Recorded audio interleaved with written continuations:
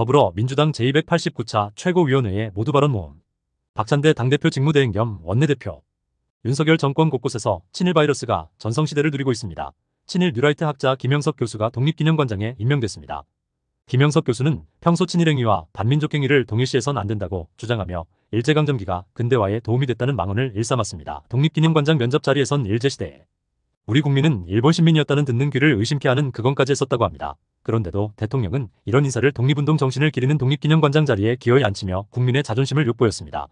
이뿐만이 아닙니다. 한국학중앙연구원장과 국사편찬위원장, 동북아역사재단 이사장은 물론 국가교육위원장과 진실화해위원장도 친일 뉴라이트 인사들이 꽤 찼습니다. 역사를 바르게 연구 교육하고 이를 후대에 전해야 할 막중한 기관들이 하나같이 친일 세력의 숙주로 전락한 것입니다. 대한민국의 정체성을 송두리째 뒤바꾸겠다는 거대한 작전이 착착 진행되고 있는 것 아닌가 하는 강한 의심이 듭니다. 그렇지 않고서야 일본의 이익에 부합하는 인사들을 이렇게 크고 또 촘촘하게 배치할 이유가 전혀 없는 통탄스러운 상황입니다.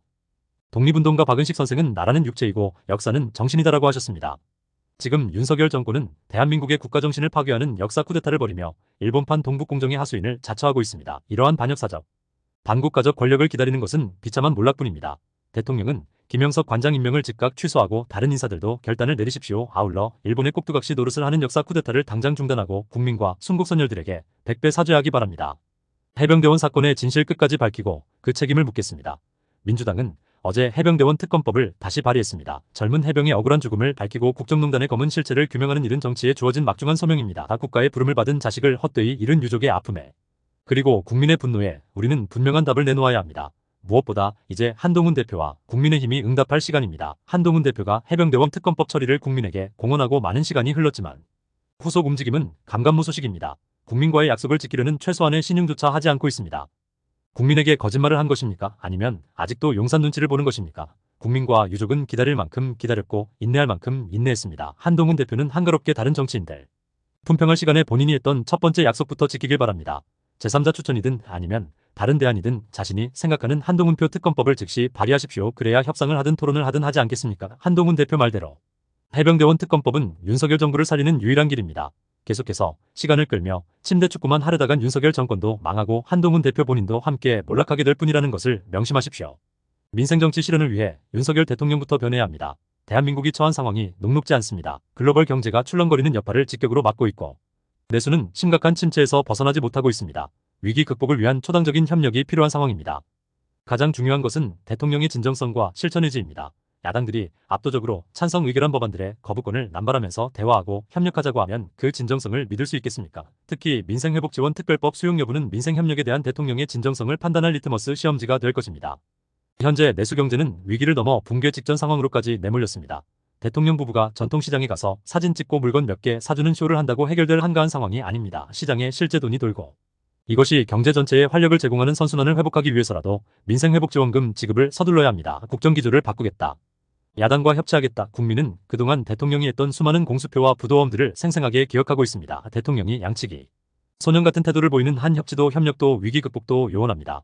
민생이 정말 어렵고 국가경제의 토대가 흔들리고 있습니다. 여당의 초당적인 협력을 통해서 현재 마주한 위기를 돌파할 수 있도록 대통령의 책임 있는 선택과 결단을 강력히 촉구합니다.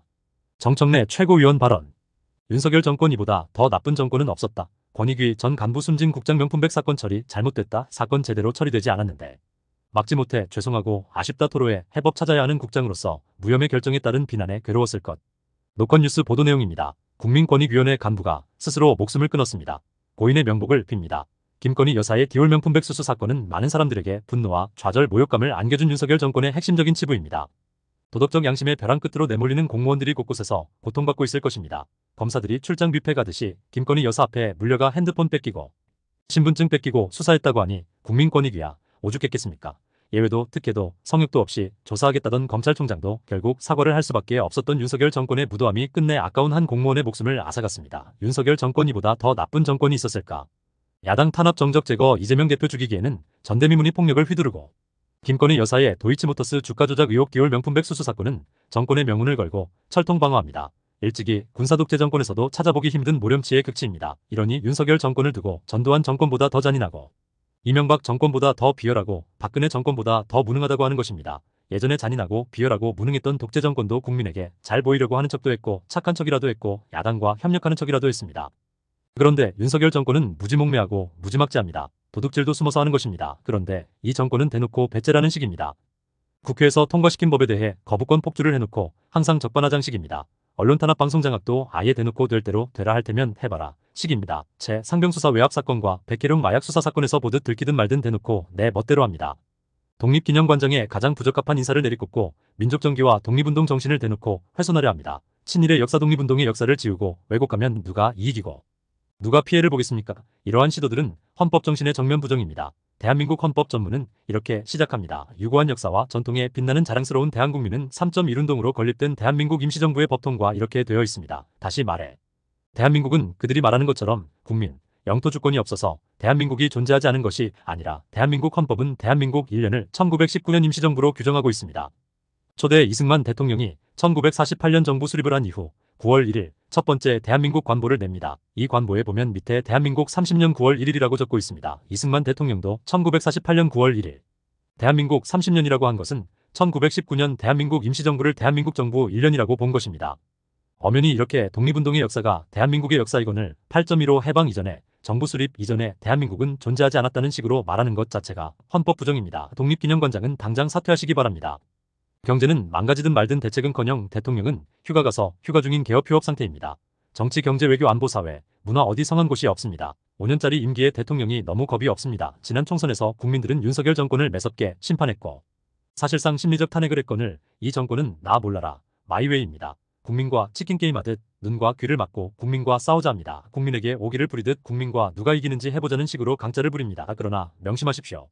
국민과 정권이 싸우면 결국 국민이 이깁니다. 국민 이기는 정권 없습니다. IMF 시절보다 더 어렵다는 국민의 원성 목소리가 용산 대통령실로 점점 직행하고 있음을 아시기 바랍니다. 윤석열 정권. 곧 문 닫을 시간이 옵니다. 정권은 짧고 국민은 영원합니다. 고민정 최고위원 발언.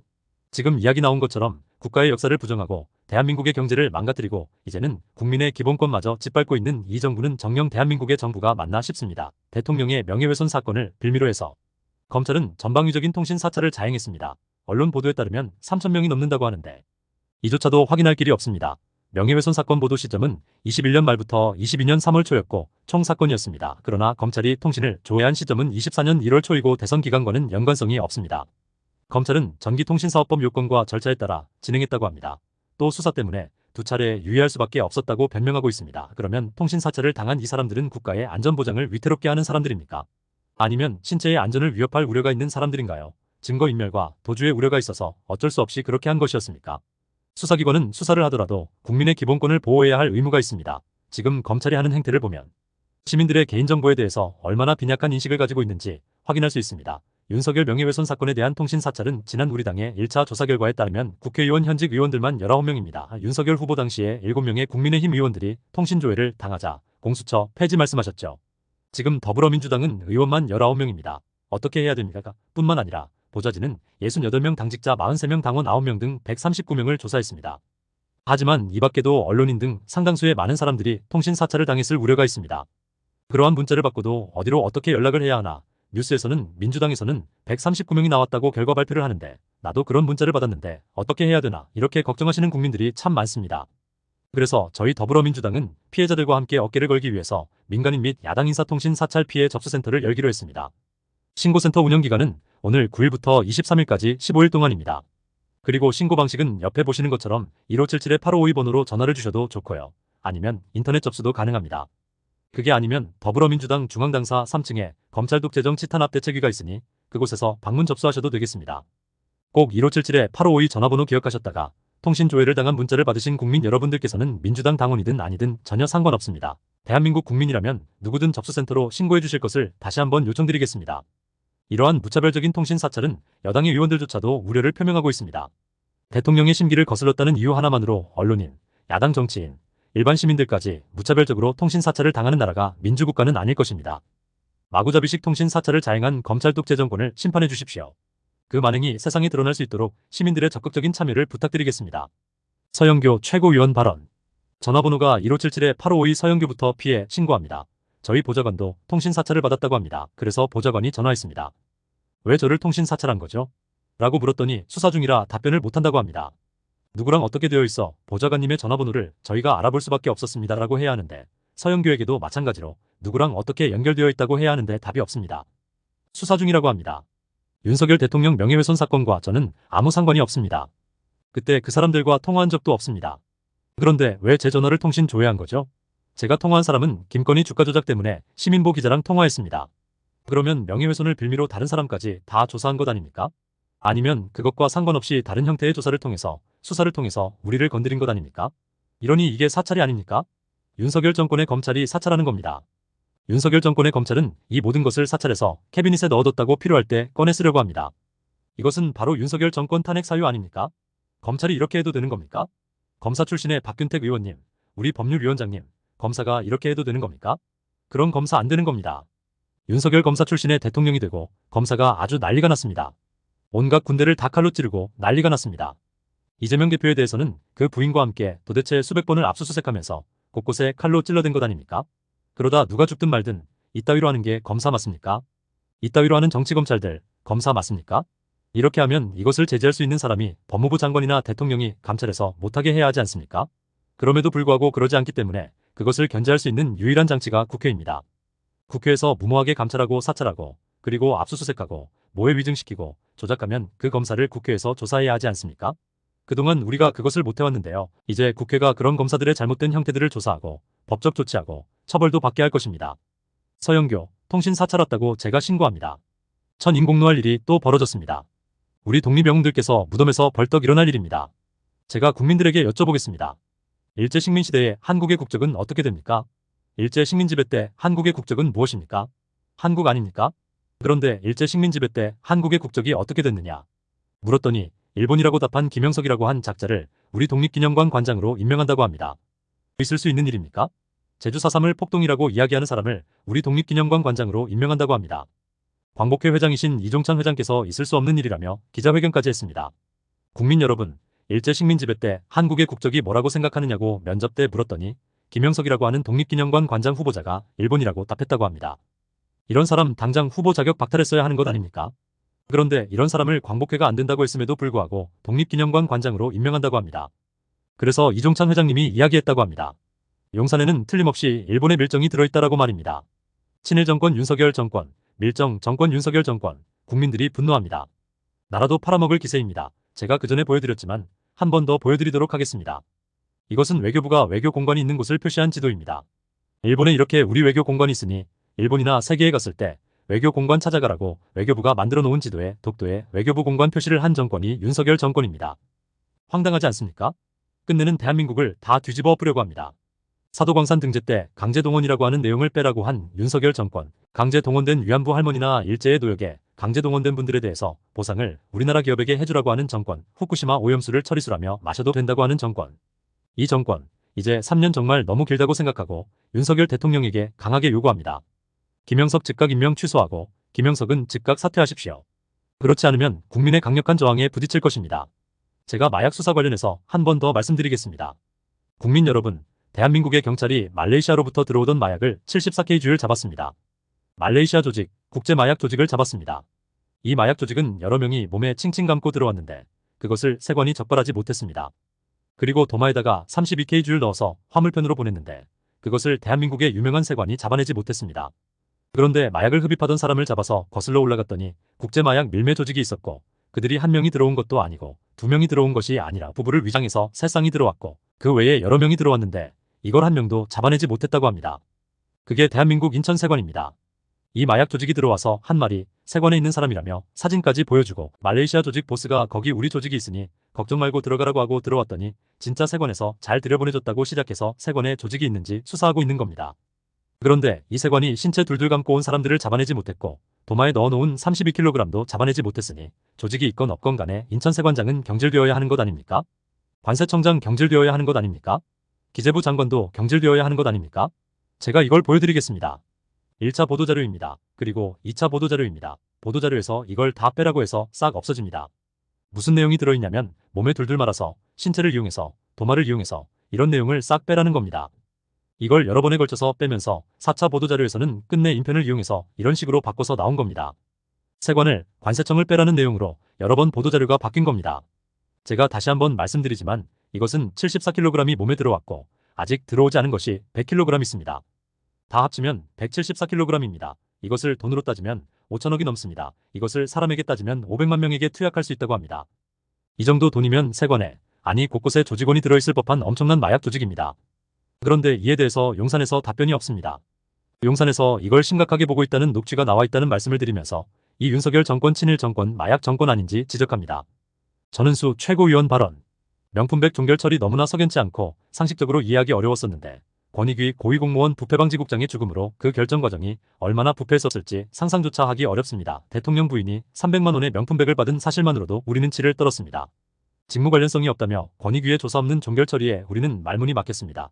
이제 공무원은 부인이 선물을 받게 하면 되겠다, 이게 나라냐. 공정과 상식이 있냐. 얼마나 많은 비난이 쏟아졌습니까? 권익위 홈페이지에 영부인께 여 300만 원어치 선물 드리고 싶은데 보내도 괜찮나요? 시계는 안 되는 것 같은데 100만 되는 건가요? 이런 조롱 섞인 질의도 많이 올라왔었습니다. 권익위 직원들 얼마나 자괴감 들었을까요? 청렴 정책과 청렴 조사 평가, 부패 영향 분석, 행동 강령, 신고 업무 등 총괄하는 부패방지국의 국장 직무대리를 수행했던 분으로서 20년 넘게 이 일을 해왔던 공직자로서 이번 사건의 종결 처리는 매우 고통스러웠을 거라 생각합니다. 300만 원짜리 명품백은 우리 사회에 너무나 큰 파장을 주고 있고 아직 그 파장은 끝나지 않고 있습니다. 잘못된 것임을 인정하고 바로 사과했다면 이렇게까지 죄 없는 사람을 괴롭게 하지는 않을 수 있었을 텐데요.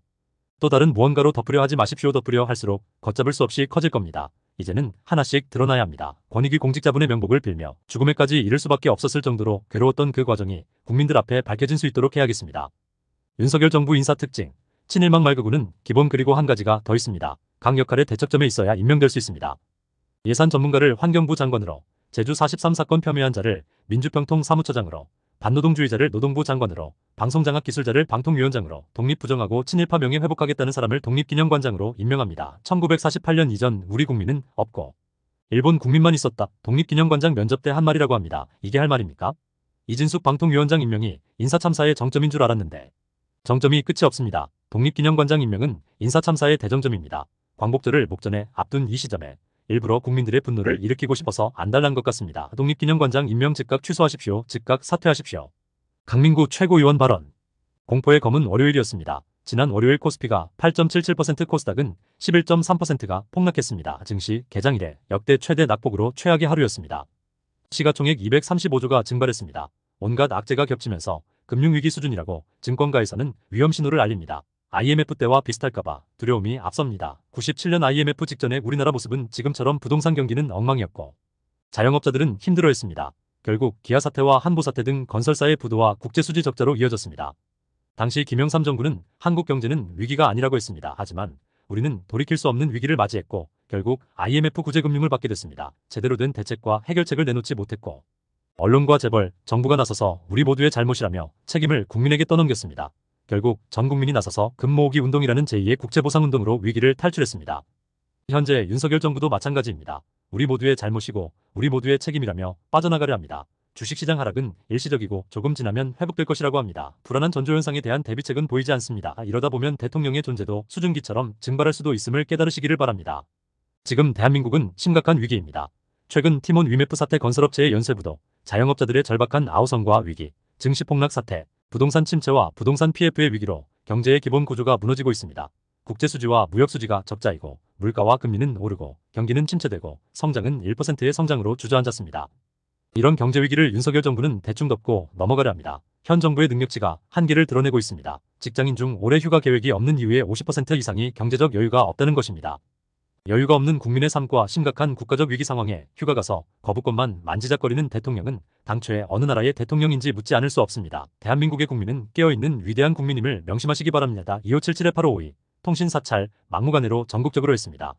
대구에 원외위원장 2명과 당직자까지도 포함되어 있습니다. 윤 대통령은 무얼로 엮으려고 이렇게 검찰을 통한 사찰 정치를 하는지 다시 한번 묻고 싶습니다. 감사합니다. 구독과 좋아요는 영상 제작에 힘이 됩니다.